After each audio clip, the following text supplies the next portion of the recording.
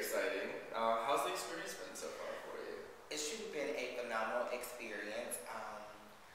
I don't know if I can ever put it into words because the trick about this, when you are the standout character, there are way more perks involved. So, well, yeah, it's and really interesting. The very first episode, I was like, oh, he is a character. Yeah, but the problem is most people need to understand, like, I'm that way all the time. Like, it's not like they hand you a script on Project Runway. If you notice watching the show, I'm typically very in my own world. Tell me a little bit about you as a designer.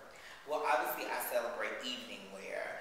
And evening wear is a very challenging design aesthetic to bring across to the audience of Project Runway when it's so detailed, and most of my work involves a lot of hand stitching. So that is something you cannot do on Project Runway. So a lot of times I personally felt stifled in the challenges, but given my own space to be as creativity and my own time allowment, if you will, I really think you see like a lot of elegance from me. I love the hand detail work of everything. Obviously one of my favorite designers, Ellie Saab.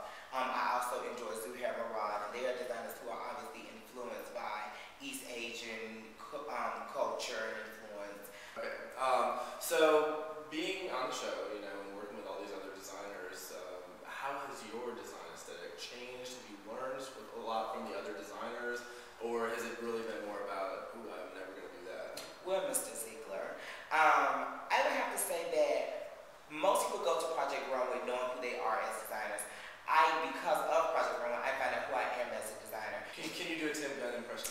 No, I can't do any Tim Gunn. No. He is just, I do the same one everyone else does, designers, but mine doesn't read as well as some others. Well, Anthony, thank you so much for meeting me today. I would love to take the moment just to kind of take a look through your work. Sure. I would love to see your studio. Okay. So, why don't we go ahead and do that?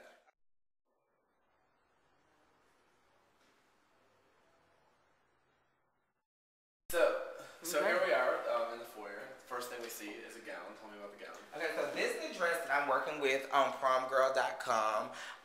Basically, I'm partnering with them right now to take all the dresses to the next level and create a new line for them. This nail in the wall is abstract art teaching you how to center yourself to find your greatness in life. Right here is just like my music stand, and it's my Chanel book of fashion. It's amazing. We love her. Okay, and is that a Georgia Voice that you have on your counter right there? This is Georgia Voice. The fight continues.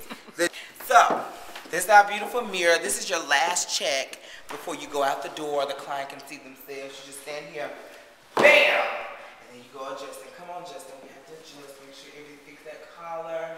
Yes, we're good.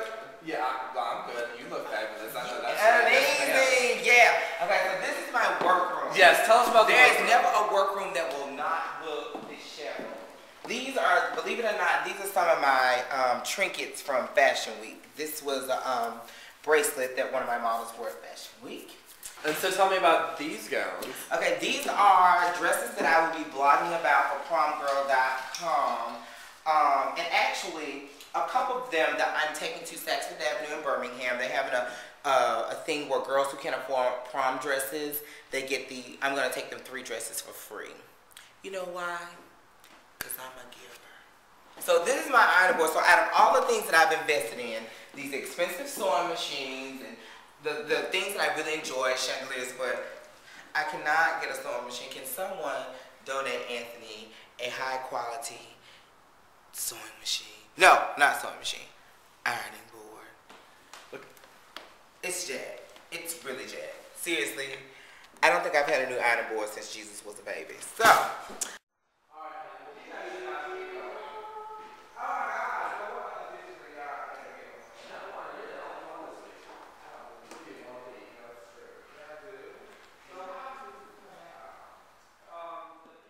Okay, so over here you have Marie Claire.